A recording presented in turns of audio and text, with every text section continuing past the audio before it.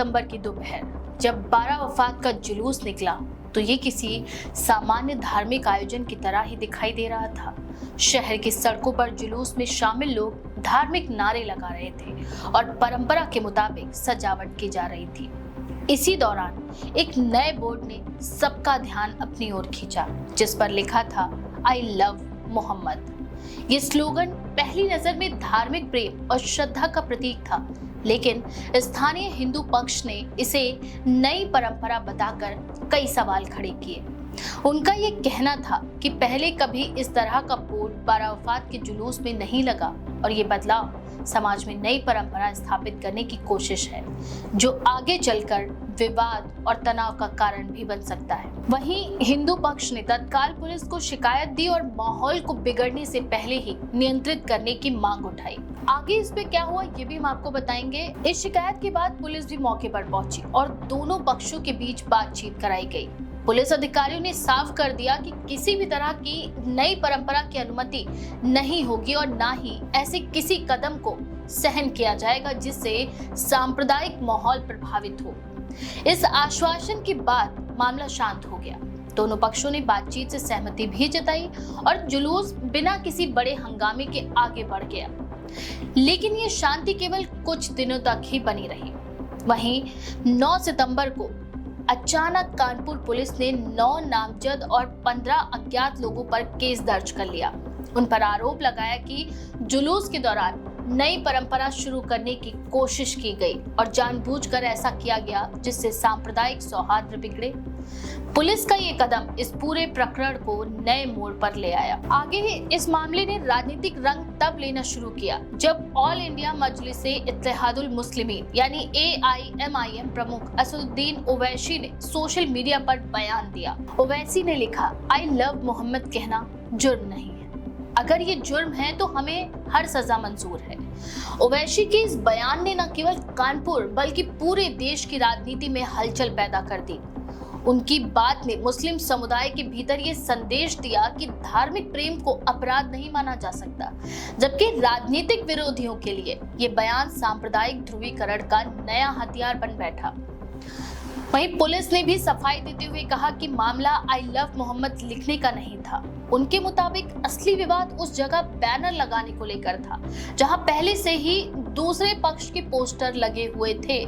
Police का कहना था कि नए स्थान पर बैनर लगाने और दूसरे पक्ष के पोस्टर फाड़ने की वजह से ये तनाव पैदा हुआ और उसी पर कार्रवाई की गई है। लेकिन ये सफाई लोगों तक उतनी प्रभावी ढंग से नहीं पहुंची जितनी तेजी से सोशल मीडिया पर विवाद ने जोर पकड़ा। वहीं कुछ ही दिनों में I love Muhammad social media पर तेजी से ट्रेंड करने लगा। हजारों लोग इस हैशटैग के साथ पोस्ट डालने लगे और इसे धार्मिक आस्था से जोड़कर प्रचारित किया गया। इस ऑनलाइन अभियान का असर ऑफलाइन भी दिखने लगा। उन्नाव, बरेली, कन्नौज, आगरा, गोंडा, उत्तराखंड के काशीपुर और यहाँ तक कि तेलंगाना के हैदराबाद तक में मुस्लिम समाज के लोग सड़कों पर उतर आए। जगह जगह जुलूस निकाले गए और नारों के साथ आई लव मोहम्मद लिखा बैनर उठाया गया। कई जगहों पर तो ये प्रदर्शन शांतिपूर्ण रहे, लेकिन कुछ जिलों में स्थिति बहुत ज्यादा बिगड़ गई। उन्नाव में महिलाओं ने पुलिस की लाठियां तक छीन ली और पुलिस वाहनों पर पथराव भी किया, जिससे कानून व्यवस्था बिगड़ने लगी और प्रशासन को बल प्रयोग करना पड़ा। इन घटनाओं ने इस पूरे प्रकरण को केवल धार्मिक विवाद से निकालकर कानून व्यवस्था की चुनौती बना दिया। सरकार के लिए ये चिंता का विषय भी बन गया कि एक स्थानीय मुद्दा अचानक राष्ट्रीय स्तर पर सांप्रदायिक ध्रुवीकरण का कारण आखिर कैसे बन गया। वहीं राजनीतिक दलों ने इस विवाद को अपने अपने तरीके से भुनाना शुरू कर दिया। सत्ताधारी दल के नेताओं ने कहा कि कानून व्यवस्था के खिलाफ किसी भी कार्रवाई को बर्दाश्त नहीं किया जाएगा और किसी को नई परंपरा के नाम पर समाज का माहौल बिगाड़ने की अनुमति नहीं है। वहीं विपक्ष ने भी आरोप लगाए कि सरकार और पुलिस की कार्रवाई एक तरफा है और इससे अल्पसंख्यक समुदाय में असुरक्षा की भावना बढ़ रही है। AIMIM प्रमुख ओवैसी लगातार बयान देते रहे।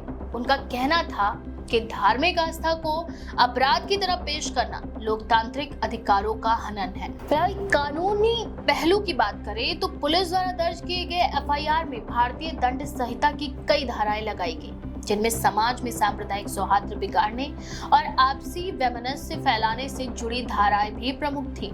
इन धाराओं के तहत सजा कड़ी हो सकती है, लेकिन कानूनी विशेषज्ञों का मानना है कि केवल आई लव मोहम्मद लिखे पोस्टर लगाने पर मामला दर्ज नहीं किया जा सकता। असली विवाद उस स्थान और बैनर लगाने की प्रक्रिया से जुड़ा है जिसमें पूरे पक्ष की धार्मिक भावनाएं आहत होने की आशंका जताई गई है। वहीं इस पूरे मामले ने हाल ही के वर्षों में बढ़ते सांप्रदायिक तनाव की पृष्ठभूमि को भी उजागर किया। यूपी और देश के अन्य हिस्सों में छोटे छोटे धार्मिक आयोजनों या प्रतीकों को लेकर विवाद लगातार बढ़ रहे हैं। कभी मंदिर मस्जिद की सजावट, कभी धार्मिक नारे, तो कभी जुलूस की दिशा। ऐसी बातें तेजी से राजनीतिक विमर्श का हिस्सा भी बन रही हैं। वहीं विशेषज्ञों का कहना है कि ये प्रवृत्ति लोकतंत्र के लिए खतरनाक है, क्योंकि इससे समाज का साझा सांस्कृतिक ताना बाना भी कमजोर पड़ता है। सोशल मीडिया ने इस विवाद को हवा देने में बड़ी भूमिका निभाई। जिस मुद्दे को पुलिस और स्थानीय लोग बातचीत से सुलझा चुके थे, वही मुद्दा इंटरनेट पर ट्रेंड बनकर पूरे देश में फैल गया। ये इस बात का उदाहरण है कि किस तरह से एक छोटा स्थानीय मामला ऑनलाइन कैंपेनिंग और राजनीतिक बयानों के चलते राष्ट्रीय बहस में बदल सकता है, खासकर जब AIMIM जैसे दल इसे अल्पसंख्यकों की धार्मिक अस्मिता से जोड़ते हैं और दूसरी ओर सत्ताधारी दल इसे कानून व्यवस्था की चुनौती बताता है। तब विवाद का दायरा और भी ज्यादा बढ़ जाता है। फिलहाल अब स्थिति ये है कि आई लव मोहम्मद विवाद केवल कानपुर का मामला नहीं रह गया, बल्कि ये सांप्रदायिक, राजनीतिक और सड़कों पर प्रदर्शन का प्रतीक बन चुका है। प्रशासन के लिए भी ये चुनौती है कि वह कानून व्यवस्था बनाए रखे और ये सुनिश्चित करे कि धार्मिक आस्था के नाम पर कोई परंपरा स्थापित ना हो जो आगे जाकर टकराव का कारण बने। वहीं राजनीतिक दल इस विवाद को अपने अपने तरीके से इस्तेमाल कर रहे हैं। किसी के लिए ये अल्पसंख्यक अस्मिता का सवाल है, तो किसी के लिए कानून व्यवस्था की परीक्षा बन गया है। विश्लेषकों का ये कहना है कि इस विवाद ने ये साफ कर दिया है कि भारत जैसे विविध समाज में छोटी सी धार्मिक अभिव्यक्ति भी राजनीतिक और सामाजिक तूफान खड़ा कर सकती है। पुलिस और प्रशासन ऐसे मामलों में बेहद सतर्क रहना चाहिए ताकि किसी भी समुदाय की भावनाओं को आहत किए बिना कानून का पालन सुनिश्चित हो। साथ ही राजनीतिक दलों को भी जिम्मेदारी निभानी होगी कि वे ऐसे संवेदनशील मामलों को सस्ती राजनीति का मंच न बनाएं। लेकिन अभी तक की घटनाएं बताती हैं कि राजनीति और धार्मिक आस्था के बीच ये खींचतान आगे भी समाज को झकझोरती रहेगी। इस मामले पर आपका क्या विचार है? अपनी राय कमेंट सेक्शन में जरूर लिखें। ऐसी और भी लेटेस्ट खबरों के लिए देखते रहें द पेज 90।